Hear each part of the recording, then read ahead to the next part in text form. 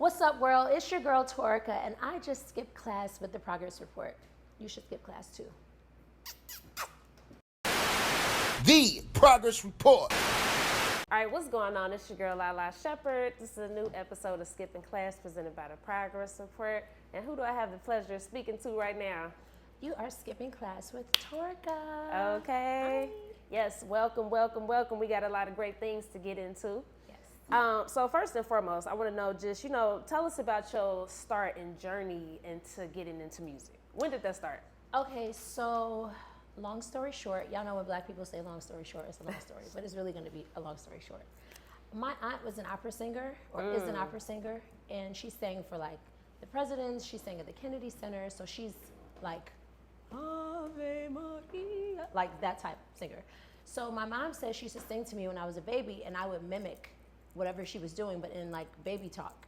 So when I turned about 4 or 5 years old, I started like copying songs that I would hear on the radio. And one day I was singing to my stuffed animals. That was my audience. That was my first audience.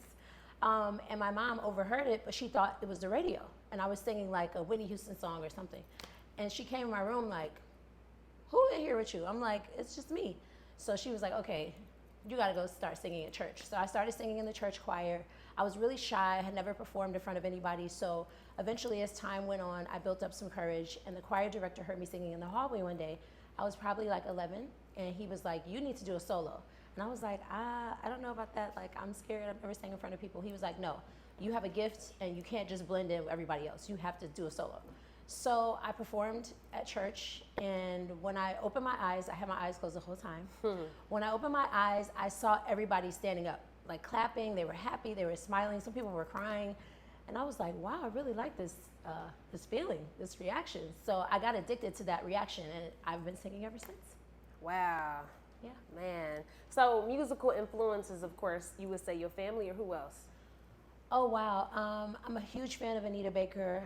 I love Sade, Bob Marley, Stevie Wonder, Shaka Khan, Aretha Franklin, Beyonce, Mary J, Faith, Brandy, SWV. Big shout out to Coco. It was her birthday yesterday. It's my big sis. Okay. But I honestly get a lot of inspiration from rap as well. I feel like rappers are able to tell more of a vivid story than R&B because they have longer verses. Like, an R&B song is really important to capture your messaging in a very short span of time, but a rapper can really be a little more descriptive. R&B is a little more abstract. So I love rap. I listen to a lot of rap. People would be surprised. So I get inspiration from rap as well. I respect that. Yeah. Now, what would you say was your big break moment? My big break moment, I moved to Atlanta after I left school. I went to Howard University. Hey. And I went to school because my family told me like, oh, go to school, have a plan A, plan B, plan C. And I just felt like a void was not being filled, and I knew music was something I really wanted to do deep down inside. I had done talent shows when I was younger. I was in a fake girl group. We used to remix songs that were already out. I used to write poems and turn them into songs. So I knew music was something I really, really wanted to do all along. But I never really stepped out there because I was a little afraid of, the rejection and criticism.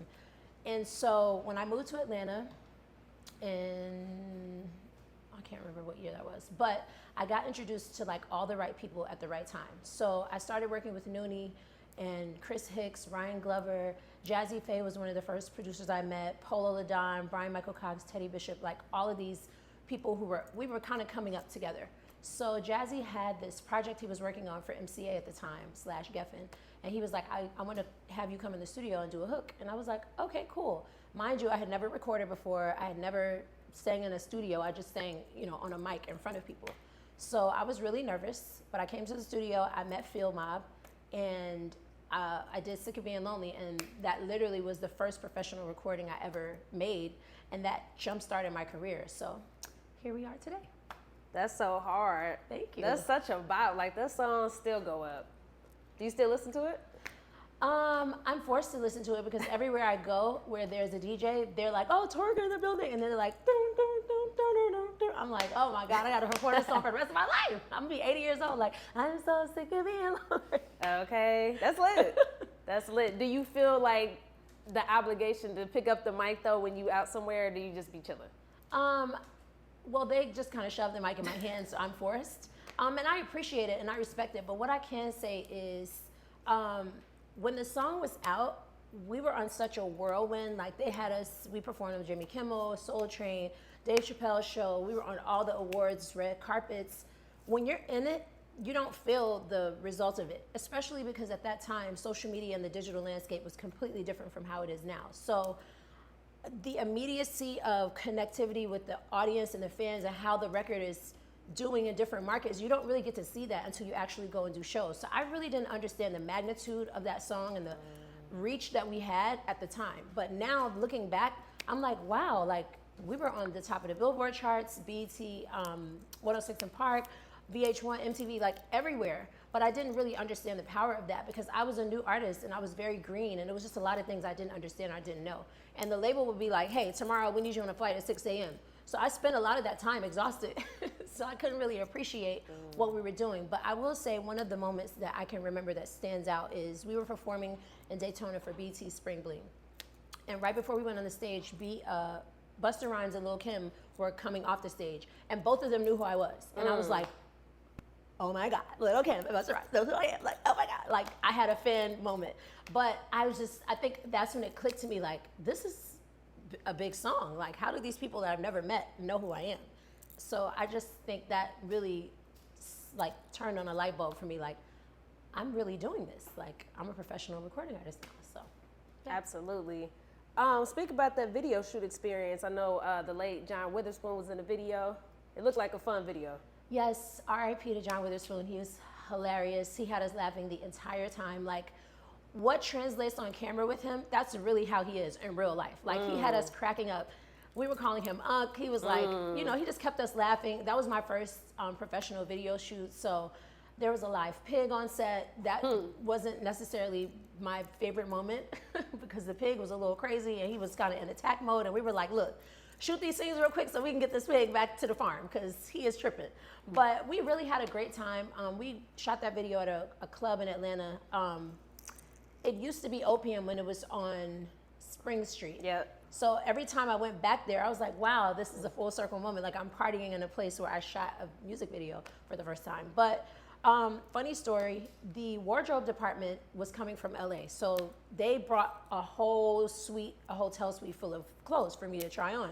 But they were all like a size 2. And I'm like, cornbread fed. I'm like, I can't fit any of this. So the dress that I ended up wearing in the video, that was the only thing I could actually fit. It was a Dolce & Gabbana dress.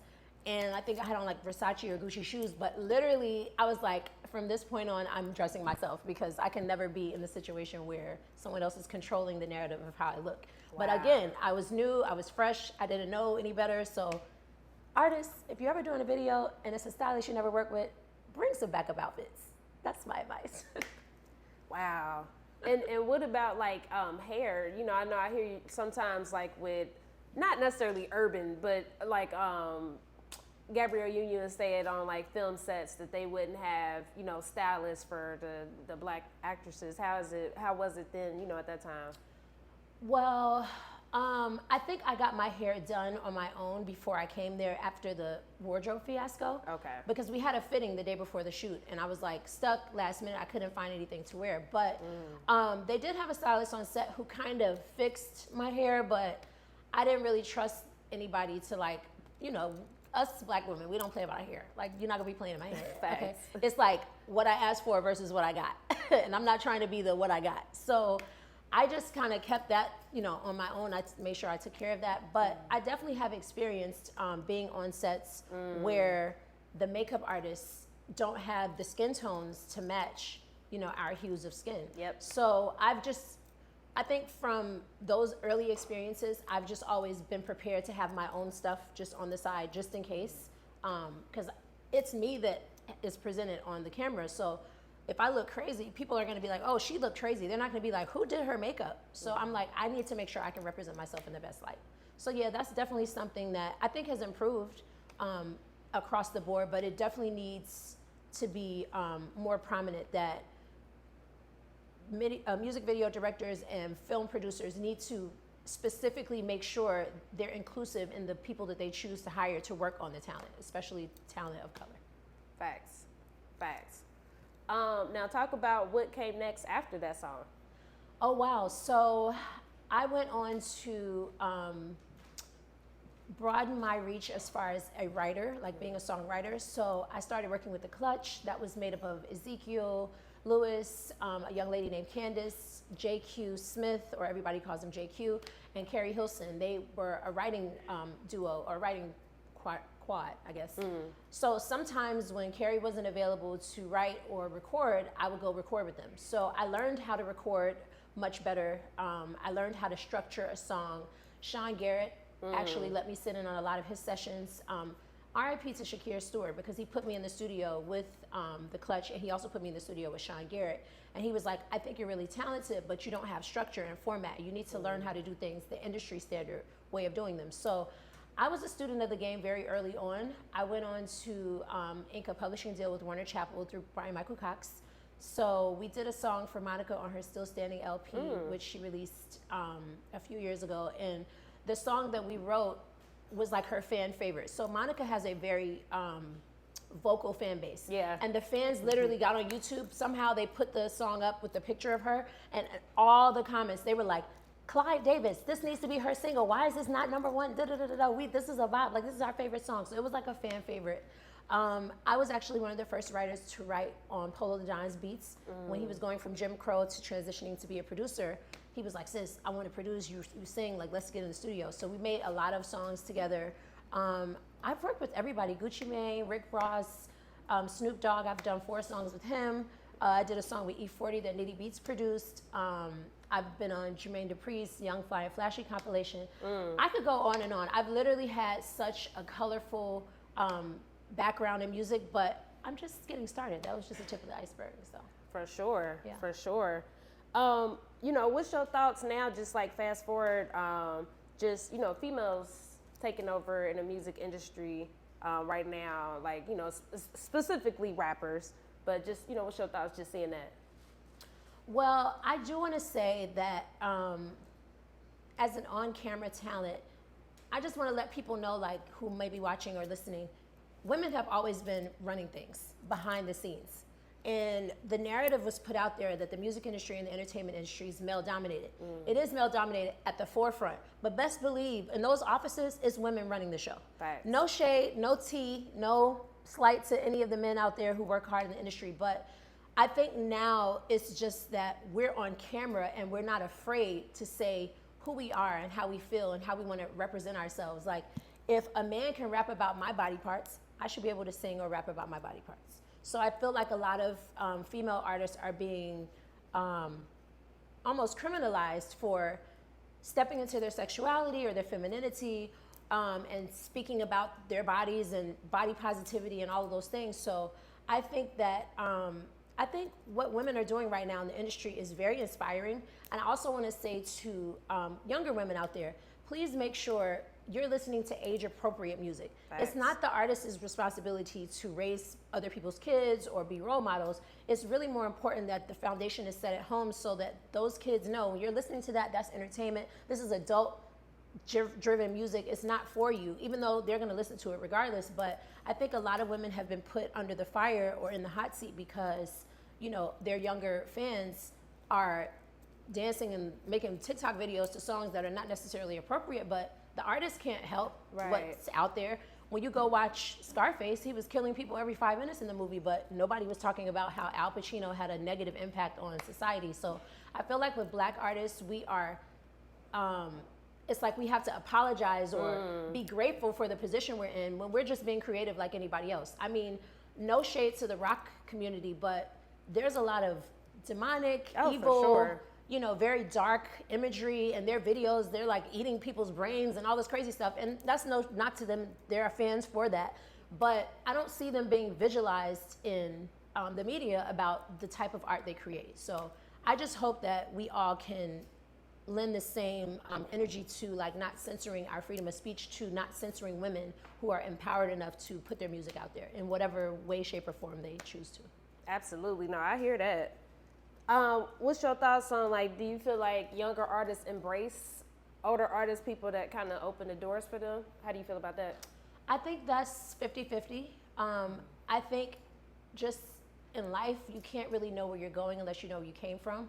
And a lot of times, if you listen to music now, it's not a remix, but I would say it's a reinterpretation of something that came out before. So I think it's very important for younger artists to listen to music from time before they, were artists themselves, because you never know, like, the foundation of music started before you. Thanks. So you have to respect the past to be in the present, to go forward in the future. So I definitely respect the younger generation, and I feel like we both have things to learn from each other. Not that I'm old or anything, I'm just a little more mature, okay? No age shaming over here, okay, because I can still run with the girls. But I'm just saying, ultimately, I'm inspired by a lot of the things that the younger artists are doing, and I hope that they don't disrespect the legacy and the foundation that artists before them have built to give them the space to do what they do. Absolutely, absolutely. Now, at what point did you decide to take a 5-year hiatus from music? Well, it's actually a little longer than that, but Okay. I was getting burnt out. I always said I would continue doing music or anything as long as I was enjoying it, as long as it was fun, as long as it felt good, as long as I wasn't taking myself too serious, and I was starting to get in that space. I was having a lot of creative blocks. I would go into the studio and not be able to, like, churn out anything or produce anything that I was happy with. Or it was just starting to feel too much like work. And I feel like when it's like that, I'm not being my best creative self. So I really had to take time off to just regroup and figure out what I wanted to do. Also, too, I spent a lot of my career demoing songs that I had written for other people. So I had really kind of lost my own sound, because when I'm demoing a song for anybody out there, if you're a songwriter, you're submitting songs for placement to be placed on other people's albums. Generally, the labels require the songs to sound similar to who you're pitching the song to. So if I'm writing a song for Ciara, I'm going to sing in Ciara's voice. I'm writing a song for Monica, so on and so forth. So I had gotten, like, your brain and your vocal cords are like muscle memory. So I had gotten so accustomed to singing like other people, I had really lost my sound. So I really needed to scale back and, like, figure out who I was as an artist. And I also had twin daughters. They're 5 now. Hey. So just trying to take time to, like, be a new mom and have twins and, like, figure out the balance. And a lot of times I was struggling with, do I do this? Do I do that? Do I say, turn this down? And, like, I was like, you know what? Let me just take a step back because music is something I know that I could always come back to because I really love it and it's inside. Definitely. I respect that. Thank you. Now, we did get a chance to hear some of the new music at New Music Mondays. Yes. I was just like, wow, the second song, that was the one for me personally. I was just like, man, Thank that was you. so dope. So talk about the music that you did perform and making your return back to music. Absolutely. So, like you said, I did New Music Mondays with the Coalition DJs on a Monday, which was a few days ago. And I debuted a song called Unusual and another song called How Does It Feel, which is the song that you liked. Those 2 records, I feel like, are completely different on different ends of the spectrum, but Unusual is basically about knowing who you are, knowing what you want, and not being willing to settle. I think a lot of times in life, not just in relationships or romantic relationships, but in all relationships, we sometimes can't identify the difference between compromising and settling. And they're 2 totally different things. So you really have to identify who you are before you can even compromise. Like, if I'm compromising something, I have to make sure I'm not changing who I am just to appease to the next, person. So in that song, Unusual, I'm really just speaking to a guy that I'm interested in, but I'm letting him know, like, I'm interested in you, but I'm not interested enough to settle for you. If you're not going to meet me halfway, or you're not going to show me effort, I'm not going to show you any effort. We're just going to match energy back and forth, like, let's go. So that's really what that song is about. How Does It Feel is basically my R&B version of, it's cool when they do it, it's a problem when I do it. Y'all know the rest. So I think that there's a double standard in the relationship dynamic between men and women. A lot of times men can dish it, but they can't take it. So when we give it back to them, they like, oh, really? Oh, okay. Yeah, that we outside. What's up? We outside together. I might pull up to the light. You pull up next to me. You were supposed to be at home, and you outside, so we both outside. Like, let's go. So that's basically what that is about. But in reference to my entire project, what I'm trying to achieve, or what I'm going to achieve with this project, which is called A Whole Mood, because I'm a whole mood. Okay. Is that I want there to be women across the world who are moms, who are businesswomen, who are 9-to-5 corporate women who are stay-at-home moms, who are just wives, girlfriends, going through a heartbreak, deeply in love, you know, busy, getting money, struggling, trying to figure out who they are. I want them to feel like, that's my sis. Like, she's speaking to me. I have somebody who's representing me. I'm not alone in all of these things that I have to balance, you know, from, you know, work to family life, whatever. So I really want my music to resonate and for women to hear a song or hear a message in my songs that they can identify with. Absolutely. To know they're not alone.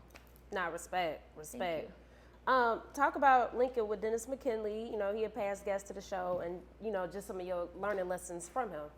Okay, so we are in business together. I'm a franchise partner in the Cru franchise. So shout out to Cru and shout out to Dennis McKinley.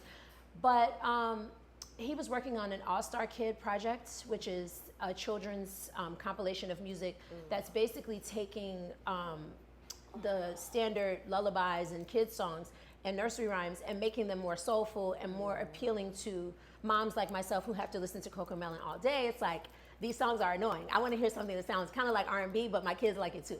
So he was like, I'm doing this project. He knew I could sing, and he asked me to come in and sing a couple of different, you know, songs. Did so, and while I was in the studio, he was like, dang, like, you can really sing. Like, you should really, you know, get back into music. And I was like, oh, I don't know, I'm so busy, just making excuses. And so he was like, no, for real, like, if you really want to do this, I'll get behind you. I believe in you as a business person, as a friend. He was like, I believe in your message, and I think that you can be an inspiration to a lot of women. So he was like, I see that you've put your dreams on the back burner to make sure your businesses flow, make sure your kids are good, but you got to make sure you're good. So music has always been my therapy, and he saw that I needed that outlet, and he just said, you know what, let's do it. And so here we are. That's hard. Yeah. That's hard. I love that. Thank you. I love that. When can we expect the new project and the new single? So I'm planning to release my first single in about 2 to 3 weeks. Okay. We are in the mixing process, so I'm a big perfectionist, which can be a gift and a curse, because I want it to be perfect. I get it. You know, I've been away from music for a while, so I'm probably putting more pressure on myself than is necessary, but I can't help it. So it's mixing right now. It's in the mixing process right now. So we're working on that. I really want to release my project on my birthday, which is August 9th. Okay. But we are still determining if we're going to do an EP or an album. I have enough material to do either or. But I feel like because this is an introductory, I might want to do an EP and then follow that up with an album. But yeah, we're just going to see how the single performs to determine which, you know, direction we're going to go in. Respect. Yeah. So final question for today. Our platform is called The Progress Report. How would you say that you progressed lately as a person? Oh, wow. I progressed lately as a person by learning when, how, and being okay with saying no. I've always been a people pleaser. I've always been like, oh, I want to make sure everybody's good. Are you good? You good? You good? And then I have nothing left for me. So I have honestly progressed in that area. I'm still not 100% where I want to be, but I've been a lot less stressed trying to worry about things I can't control. And a lot of times people don't appreciate what you're doing for them. So I had to take a step back and realize, like, dang, would they go this hard for me? And when I said no to some of those answers, I had to start, you know, reducing the size of my circle. So that's one way that I progressed, and I feel like that applies to me personally in business and in music as well. Because there's certain people that might want to work with me, but we're not aligned. So sorry, love you. Come to my show though, stream and download, but you know. Period. I'm in a different space, so that's how I progressed for sure. Love that. Thank you. Definitely. Well, thank you for your time. This was dope. Thank you for having me. I'm so excited. Absolutely. The Progress Report.